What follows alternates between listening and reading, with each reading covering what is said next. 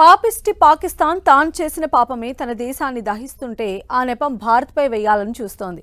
ద్వేషం తప్ప మరొకటి ఎరుగని ఆ దేశం ఇప్పుడు భారత్ తనకి అన్యాయం చేస్తోందంటూ నిందలు వేస్తోంది. అయితే ఈ కుట్రలను భారత్ వెంటనే తిప్పికొట్టింది. పాకిస్తాన్ తాను తీసిన గోతిలో తానే పడింది. ఇతర దేశాలపై నిందలు వేయడం మానాలని కుండబద్దలు కొట్టింది. ఓవైపు పీఓకే, మరోవైపు బెలూచిస్తాన్లోనూ పరిస్థితి అంతా పూర్తిగా పాక్కి వ్యతిరేకంగా మారింది. దీంతో పాకిస్తాన్ పాలకుల పరిస్థితి కుర్తులో పడ్డ ఎలకలా తయారైంది.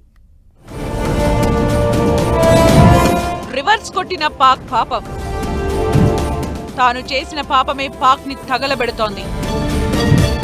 చేసిన పాపం వెంటాడుతుంటే పొరుగు దేశంపై ఏడుపెందుకు? బెలూచిస్తాన్ లిబరేషన్ ఆర్మీ దెబ్బకి వణికిపోతోన్న పాక్. సింధు జలాలపై భారత్ ని దోషిగా చూపే కుట్ర.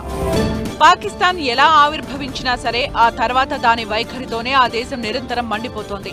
అది ఎన్నాళ్ళైనా సరే ఆ దేశపు పాలకుల నైజం వైఖరి మారనంత కాలం ఆ దేశపు ప్రజలకు దౌర్భాగ్యాన్నే తెచ్చిపెడుతోంది. కేవలం ద్వేషం తప్ప మరోటి తెలియని చేతగాని పాకిస్తాన్ మాటిమాటికి భారత్ పై పడి ఏడుస్తోంది.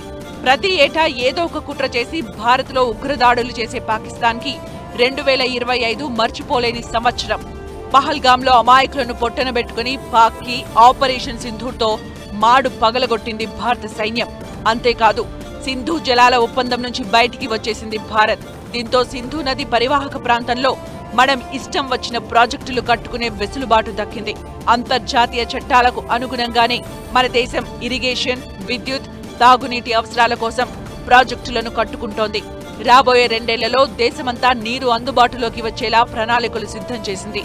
దీంతో పాకిస్తాన్లోని 80% వ్యవసాయం, జనాభాకి ఆధారమైన సింధు జలాలు కరువు అయ్యే పరిస్థితి ఏర్పడింది.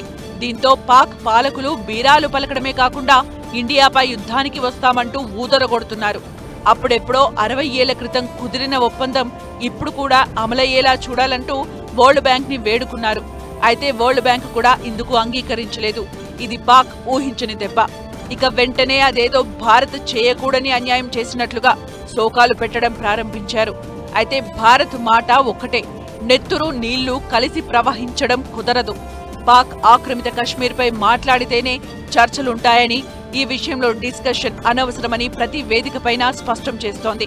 తాను చేసిన పాపం ప్రపంచమంతా తెలిసినా తిరిగి నేరం భారత్పై నెట్టేద్దామని అనుకోవడమే పాక్ 2 తలల పాము లాంటి నైజానికి నిదర్శనం. పాకిస్తాన్ బతుకు ఇలా తగలబడింది కాబట్టే అటు బలూచిస్తాన్ లిబరేషన్ ఆర్మీ రెచ్చిపోతోంది. తమకు స్వాతంత్ర్యం కావాల్సిందేనంటూ ఏకంగా ఆత్మాహుతి దాడులకు పాల్పడుతోంది. గత వారం ఒక్క ఫిదాయ్ అటాక్ తోనే ఏకంగా 30 మంది పాక్ సైనికులు చనిపోయారంటే బిఎల్ఏ ఎంతగా తెగించేసిందో అర్థం చేసుకోవచ్చు. జివానీ తీరంలో కోస్ట్ గార్డ్స్ సెంటర్ టార్గెట్ గా బిఎల్ఏ ఈ దాడి చేసింది.